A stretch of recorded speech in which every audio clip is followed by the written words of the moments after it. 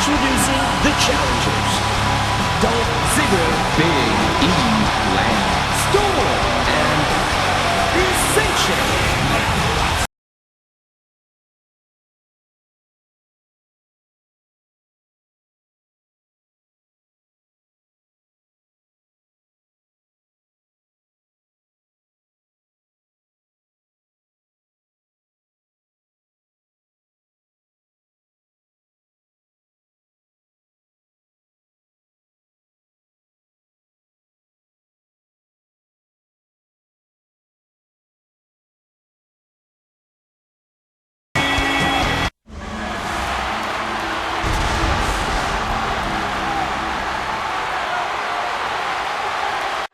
What's up, YouTube? This is Mathis97, and welcome back to another episode of WWE 13 Universe Mode, and we're hot off the Vengeance pay-per-view. This is episode number 92, and we're bringing Monday Night Raw, the final Monday Night Raw of this Universe Mode. And what a way to kick off the final edition of Raw with a rematch from Vengeance. The WWE Tag Team Championships are on the line. It's the team of Dolph Ziggler and Big E Langston, who in fact was just released as DLC for WWE 2K14. Well, you'll be seeing this yesterday he was released, but for me it was today. And damn, Big E is looking awesome. He's even got his custom entrance, or not custom entrance, but he's got his entrance with the chalk. Just can't wait to play as Big E Langston in that. Maybe we'll see Dolph Ziggler and Big E Langston. Hey, maybe if they win the tag team titles here, then, I don't know, we'll get to use Big E Langston more often. Or maybe, even if they don't, maybe Big E and Dolph Ziggler have other plans. Maybe they'll try to get another rematch for the tag team titles. Who knows? But what we do know is that this is a rematch from the Vengeance pay-per-view last night, in which the New Millennia, the team of Zack Ryder and Jack Swagger, picked up the victory and the tag team titles along with it in their victory over the team of Dolph Ziggler and Big E Langston. And there we see a nice double team move on the part of Dolph Ziggler and Big E Langston. And now Zack Ryder gets dropped on the back of his head by a German suplex and a knee to the face from Dolph Ziggler. But yeah, these two teams took each other to the limit at Vengeance. But sadly, Dolph Ziggler and Big E Langston could not come up with the victory. And speaking of Zack Ryder also, for DLC, Zack Ryder's going to have his own comeback. And I actually made a joke about that on Raw, or like on one of the nights for Raw, when Zack Ryder was competing against somebody. Maybe it was Del Rio, I'm not sure. But about how, like, that's his comeback with what is probably going to be where he comes in and he hits the drop kick off the top rope. And then he does the flying forearm into the corner and then the broski boot. That's like all. I made a joke that was really the only moves we ever saw out of Zack Ryder for the past how many months, considering, you know, he just gets jobbed to everybody. And I made a joke how that was pretty much all we see from Zack Ryder, so I would have been surprised if it wasn't in the game. And to see, we're getting, like, custom superstar heads, we're getting superstars, new moves again, even comebacks this year. Oh, jeez. This is just going to be pretty cool. The DLCs line up pretty well. While there isn't a whole lot of new talent, well, not new talent, but like current talent, I guess it is really good DLC, possibly even one of the best that we've ever gotten. And I mean, even though we're not getting some of the more current guys, I mean, there are some superstars I really wasn't expecting to get, like RVD and Bray Wyatt, but someone like maybe Curtis Axel or. One thing I don't understand is why the Usos are not in the game. Two superstars, like, I could easily think of superstars they could replace, or that the Usos could have replaced, but, I mean, you never know. 2K, they've been doing a really good job. Sorry, I just ate, so my voice sounded a little weird, but 2K's been doing a really good job at building up WWE 2K14, and who knows, maybe they have another DLC pack kept under wraps. Maybe they'll have like a WrestleMania 30 DLC or something like that, maybe. I mean, you never know. 2K, they've done a lot of new things this year with the game. They've built it up really well, managing to keep a lot of things secret. I mentioned in a previous video about the Undertaker's streak mode. They kept that under wraps. We're like 8 days away from the game being released. Well, it'll be a week when I get this uploaded. We're a week away from the release of WWE 2K14, and the DLC just now came out, whereas last year, we knew the entire roster, including DLC, back in August for SummerSlam Access. So, 2K's been doing a really good job at building up this game, slowly releasing different bits and pieces of information, and I really like how they've been doing that, and it wouldn't surprise me if they kept something secret, like another DLC pack or something to surprise us. It wouldn't surprise, well, I mean, it would, how do I want to say this? I wouldn't say it's impossible, because they have surprised the WWE community this year, so I mean, it would surprise me, but yet it wouldn't surprise me if they had something else kept under wraps for later on in the year. I mean, you never know. It is a new company, so maybe they'll start making some changes. Maybe they're going to start adding in, like, I don't know, a hidden DLC pack, or not hidden, but like a secret DLC pack later than normal. Like, usually we get them all released by, like, December, February, or something. Like, February or March is usually when we get the last one. But, you know, maybe they have something secret planned, and maybe they'll end up releasing a DLC pack in, like, April or May with, like, 30 years, or not 30 years WrestleMania, but the WrestleMania 30 arena, and maybe we'll get guys like the Usos or Bray Wyatt, Curtis Axel. I mean, who knows? There was this one move, though, that I am interested in. It was called, I think, the Hangman's Face Buster, and I'm wondering if that's not Curtis Axel's picture-perfect DDT or whatever they call it, where, you know, he grabs him by the neck and then spins him onto their face, because that'd be pretty cool to see that in the game, even if Curtis Axel's not in the game. But like I was saying about the Usos earlier, thank God I didn't give them a tag team title push, because I would have assumed they'd be in the game, but, I mean, with the Usos not being included, it is a little strange. Two superstars I could easily think that didn't need to be on the 2K14 roster. Oh, big Rough Rider there from Zack Ryder on the outside, but in my opinion, well, I'm sure in everybody's opinion, David Otunga didn't need to be on the roster. But in my opinion, Eddie Guerrero did not need to be there either. Unless, I mean, you never know, 2K, they could still have something hidden with the Attitude Era Challenge. They had the bonus chapter, which I did a full series on. Well, not a completely full series. I missed, like, one match. But like I was saying, for the WWE13 bonus chapter, I did videos on that. And I don't know, maybe One match I had said that I would like to see would be Rey Mysterio versus Eddie Guerrero. Even though this isn't the right model for that kind of match, maybe for like the bonus chapter we could get like Eddie Guerrero versus Rey Mysterio or something. I'm not exactly too sure, but anyway, in my opinion, like, no disrespect to Eddie Guerrero, but I really don't know why he had to be in the game. He was in the game in WWE 12. He was in it in 2000 or WWE 13, and I mean, I don't know exactly why I don't really think he needs to be in a game. He has been in a lot. I mean, they could always bring him back later on, too, but, I mean, Eddie Guerrero, it's not like he was inducted into the Hall of Fame or anything, like, super recent that happened that really needed Eddie Guerrero brought into the game, so, I mean, I'm not exactly too sure. Like I said, no disrespect to Eddie, but, I mean, him and Otunga were the two superstars. If I could take anybody out of the roster and put anyone new in, I would replace Eddie Guerrero and David Otunga with the Usos. That's just what I would do for the roster, because the fact that the Usos were DLC in 13 and aren't in 2K14 at all, as of yet, is a little shocking, and it doesn't really make a whole lot of sense considering they have been on TV. Even since, I think they came back a little bit before Payback, maybe, because I know they were like trying to get the build up against the Shield, and they were doing stuff on Main Event, and then they came around in like June for Money in the Bank, or July for Money in the Bank. So I'm not sure. They were on TV, so it was a little surprising that they were not in the game. But overall, I do think this is one of the best, if not the best, one of the best WWE rosters of all time. In my opinion, it's the best I've seen. We got a good mix of old talent. DLC, we got guys like Bruno Sammartino, Jake the Snake Roberts. But to be honest, I don't see myself playing as many of those superstars, some of the legends, but it is cool to see them in a game. We got guys like Goldberg, Batista. I mean, those are the two biggest superstars I marked out for.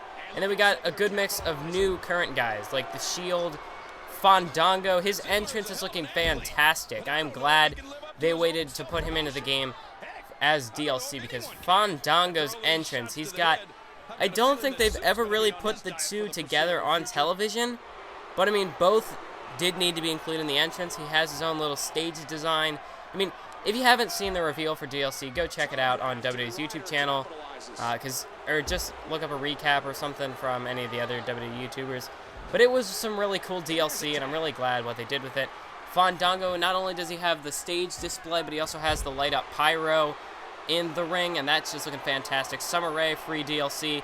That is awesome. I was not expecting Summer Rae to be in the game at all. I mean, true, she is a manager. She's been on TV a lot with Fandango, but I really didn't expect her to be in the game, and I am really stoked to see that Summer Rae is indeed in the game as free DLC.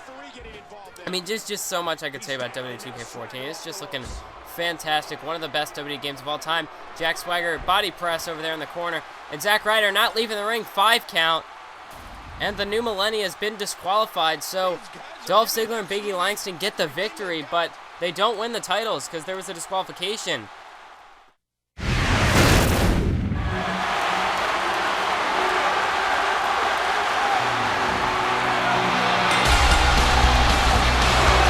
following contest is scheduled for one fall. Making his way to the ring, from Aberdeen, Washington, weighing 192 pounds, Daniel Bryan.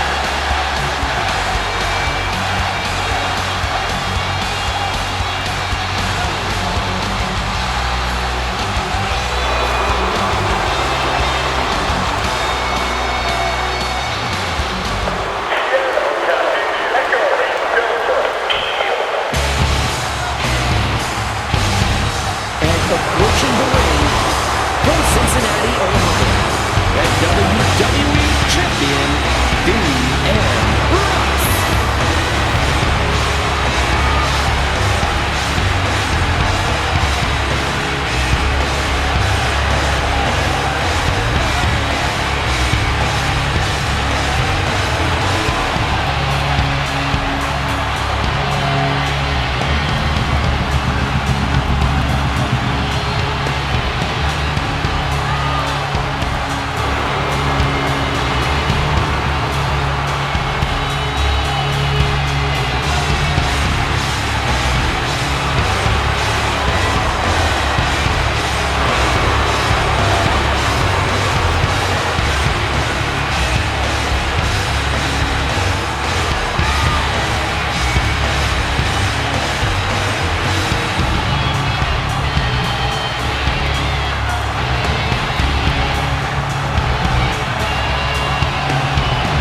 And we're ready for our main event contest here, but it looks like Seth Rollins coming out to ringside here to assist Dean Ambrose in this contest. And this is definitely a plus for Dean Ambrose in this matchup, as Daniel Bryan, a very game competitor. And Daniel Bryan, you know, he's been hot in recent weeks. He's still requesting that matchup with CM Punk. We'll still have to find out if he will be granted that matchup with CM Punk. I know he wanted one at Vengeance, but he did not get so. But anyway, we have our main event contest here between Daniel Bryan and the unified WWE and UCW champion, Dean Ambrose. And we saw in his entrance... Wait a minute. Dean Ambrose looks like he's just gonna hightail it out of here. He wants none of Daniel Bryan here tonight. And Dean Ambrose looks like he's gonna hightail it out of here. Daniel Bryan diving over the top, well, through the ropes there, out onto Dean Ambrose. Daniel Bryan would have none of that. Dean Ambrose, he's gonna have to get back into this one. But Seth Rollins is, I was gonna say appearance, but that's not the word I was thinking of. But Seth Rollins is, his presence here at ringside definitely could be a distraction for Daniel Bryan. But like I was gonna say, what was I gonna say? Oh yeah, so we saw in Dean Ambrose's entrance, he just mocked the former UCW heavyweight champion Therm. As we saw, that was how Therm would come out and celebrate with his championship. But Dean Ambrose, now that he's got both titles, we saw Dean Ambrose coming out mocking Therm with that entrance. But you never know. Dean Ambrose still has the possibility of losing that championship this Sunday at Overboard. And this just gets me into a little side topic of just my whole WWE 13 Universe mode. I mean, my review for WWE 13 Universe mode, I thought it was a really good series. I really did enjoy playing WWE 13 Universe mode. One of my definitely my longest running series on this channel. And pretty much, for WWE 13, it was definitely my most popular series that I ran on this channel. But for the WWE 13, it was just a giant cluster. I mean, everything was all over the place. I started with like 6 shows. That was something I shouldn't have done. And that's why WWE 2K14 is going to be so much better, because I'm going to be strictly invested into WWE storylines, and there's not going to be like action won't be all over the place like we had Attitude Era, UCW, WWE. I mean, I don't know what I was thinking. I mean, I really wanted to capitalize on the whole customization thing, but that I just took it a little bit too far. 6 shows, it wasn't really something I could do. Daniel Bryan just kicked out of 2 there out of one of Dean Ambrose's finishers, but I mean, I just overextended myself in WWE 13, and WWE 13 was definitely, like, as I got going, I mean, it was really difficult to start out and be able to maintain consistent storylines that would be entertaining, not only for you to watch, but for me to make, because some of the storylines, like, once I got with Attitude Era, I just had no will to really make any storylines. There was nothing I could really sink my teeth into. I was starting to get really bored with that show, so I had to kill that off. I did slowly start to get rid of the shows like the WWE Live Tour. That was a little bit too much. SmackDown, I took that away, and then not SmackDown. Heat, I took that away, and then eventually I just got rid of the Attitude Era brand as a whole. Now, WWE 13, while it was fun, I really overextended myself. For example, there were like way too many pay-per-views. Like there was like a pay-per-view every other week, and that really wasn't a smart decision. But with WWE 2K14, I will be able to invest in my storylines, and I'll be able to, like the pay-per-views will be more normal, and in fact, I should be able to progress more throughout the universe mode as I play it. So instead of having, you know, like 50 episodes where I'm only at like June or something, I'll be able to actually progress through the universe mode in more realistic time. For example, like I might be able to get a pay-per-view out every month, like in the real WWE, and only one per month, because some of the things that went down, like where I'd have back-to-back pay-per-views, and it's like, okay, this is a little bit overkill, but WWE 13 definitely was a learning experience, and now I realized what I did wrong and how I can improve on WWE 13. And there's a big knee to the face by Daniel Bryan, and that could be it. He hooks the leg. 1. No, a kick out by Dean Ambrose. That would have been a big victory for Daniel Bryan, a victory over the WWE champion Dean Ambrose, because if Ambrose retains this Sunday against Thurman Overboard, then, I mean, who's going to face Ambrose for that WWE title? I mean, we do know Daniel Bryan and CM Punk could be considered 2 of the top guys there, as Daniel Bryan has had some pretty big victories as of late. And then CM Punk, you know, he's always been up in that main event picture. He was the former WWE champion, losing it to Dean Ambrose, and you never know.